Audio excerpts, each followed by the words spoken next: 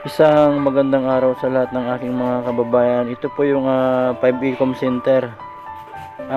Dito po ako nagpapa-DO reliever po ng mga security guard. Harbor Doctor, Pasay, Metro Manila, Philippines. Bali may 16 floor po ito guys, 16 floor story. Yan guys, nandito naman ako ngayon sa third floor po ng SM Hypermarket para kuhanan po ng mas magandang view ang mga tanawin po dito ng mga building po, yung mga building ng mga Mall of Asia. Ito guys yung 1 Ecom. Yan po, mga opisina po yan ng mga call center po at mga iba't ibang mga empleyado po na nag-oopisina po yan sa 1 Ecom. Yan po, napakagandang building po. At yan po yung kalsada guys, napaka-aliwalas po yung kalsada. At yan naman po yung 5 Ecom po. Diyan po ako nagpapa-DO reliever po ng mga security guard. Yan, 16 story po yan guys. Yan, ito po yung mga view dito sa third floor po ng SM Hypermarket, Mall of Asia. At ito po yung mga building po na ating matatanaw. Napakaganda yung pagkaka-design po ng building ng 5 Ecom. Yan guys, mabuhay po ang bansa nating Pilipinas at mabuhay ang bansa nating Sinilangan. Ang mga tanawin po na ating makikita dito, itong mga building po ng Mall of Asia.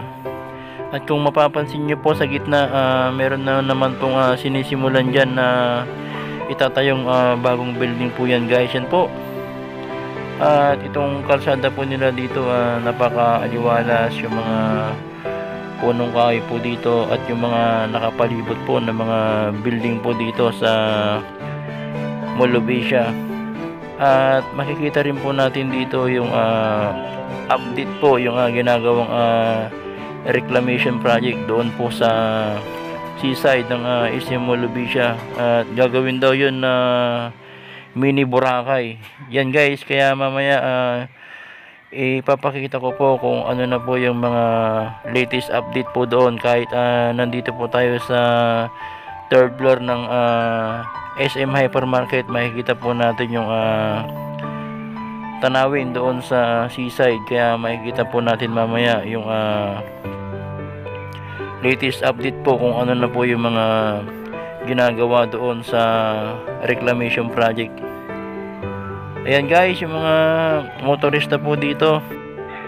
Sa lahat po ng ating mga kababayan na matagal na po hindi nakakapunta dito sa Mall of Asia, matagal lang hindi nakakapasyal, ito na po yung mga latest update po ngayon dito guys.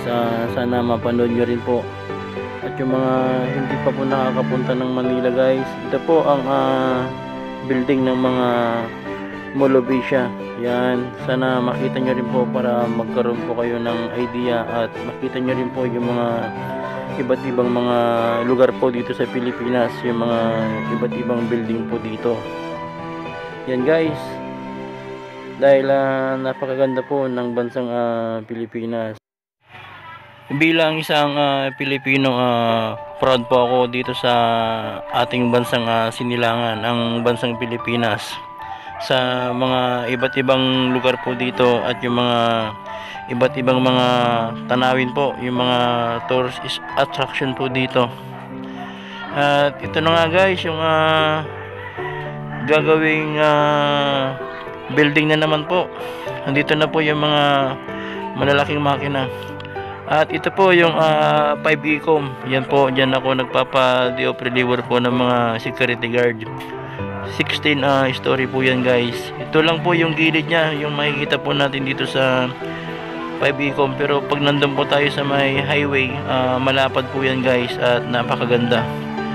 At ito naman po yung mga building po na ating makikita dito sa SM Hypermarket third floor. Yan po yung mga nakapalibot po ng building guys. Yan po, grabe, sobrang napakaraming building po dito.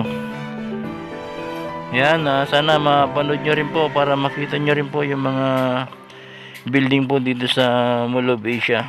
Yan guys, Napakagandang mga building po. Karamihan po dito yung mga nagtatrabaho po ng mga call center, kaya napakarami pong mga call center agent po dito sa Molobisha, yung mga building po dito. Yan guys.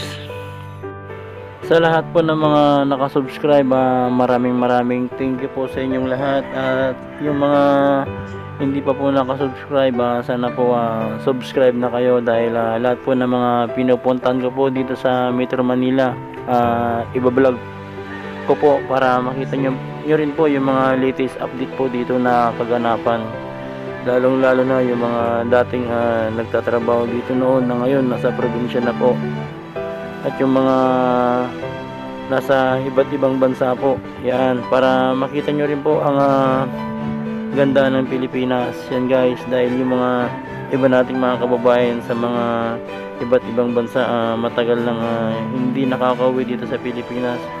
Kaya sa pamamagitan po ng aking pagbablog, sana mapanood nyo rin po para makita nyo yung update po dito sa bansang Pilipinas. Yan guys, at ito na nga po guys, makikita na po natin dito ang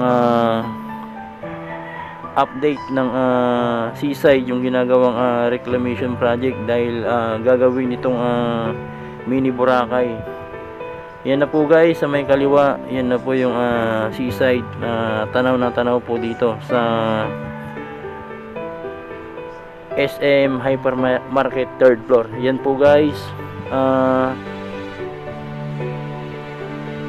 napalibutan na po ng mga panambak na buhangin.